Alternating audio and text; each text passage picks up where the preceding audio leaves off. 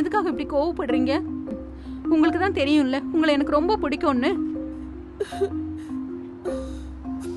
நான் ஒன்றும் கோவப்படல. நான் புரிஞ்சுக்க முயற்சி பண்றேன். இப்போ நான் யோசிக்கிறேன், நமக்குள்ள இந்த ரிலேஷன்ஷிப் வேணுமான்னு.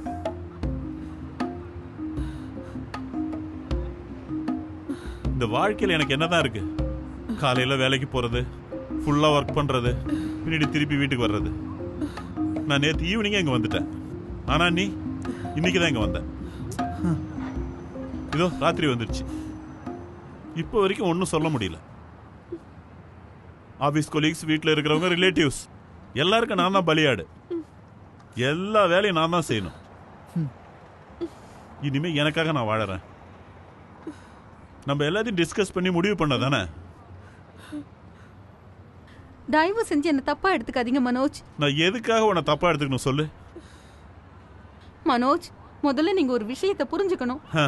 எனக்கு தெரியும் உனக்கு என்ன ரொம்ப பிடிக்கும். ஆனாலும் ராகேஷ் கிட்ட ஒன்னும் சொல்ல மாட்டேன். நீ என்ன சொல்ற? முதல்ல நான் சொல்றத கேளு. என்னால இத பண்ண முடியாது.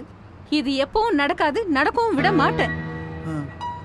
என்ன என்ன நடக்காதுன்னு சொல்ற? என்னடி சொல்ற நீ?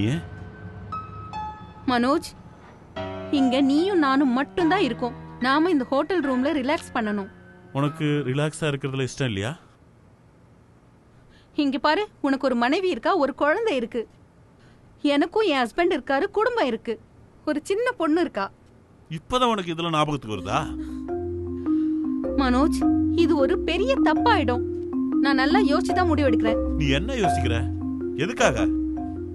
நான் தான் உன்னை எதுவும் யோசிக்க வேணான்னு சொல்றேன். நீ யோசிச்சா என்னதான் வச்சு செய்வ. மனோஜ், இது சரி கிடையாது. அத இப்பதான் உனக்கு சொல்ல தோணுதா? என்ன திடீர்னு நீதி நியாயம் பேசுற? இல்ல, எல்லார் முன்னாடியும் பொய்யா நடிச்சு நடிச்சு எனக்கு அழுத்து போச்சு. எனக்கு என்ன தோணுதுன்னா, அங்க கிடைக்காத சந்தோஷம் இங்க கிடைக்குது. என்னுடைய வாழ்க்கையில எல்லா பிரச்சனைகளுக்கும், எனக்கு கிடைக்காத விஷயங்களுக்கும் இதுதான் காரணம் மனோஜ். நீ என்னுடைய கனவு மனோஜ். ஆனா இது நிஜத்துல நடக்காத கனவுன்னு எனக்கு தெரியும். ப்ளீஸ் பிரியா, நான் ரூபா கிட்ட டைவர்ஸ் பத்திலாம் பேசிட்டேமா. ரூபா எங்க அம்மா கிட்ட எல்லா விஷயத்தையும் பேசிட்டா. தயவு செஞ்சு சாரி சொல்லிடு. ஐயோ ஐயோ, இப்ப நான் என்ன பண்றதுன்னு புரியலையே.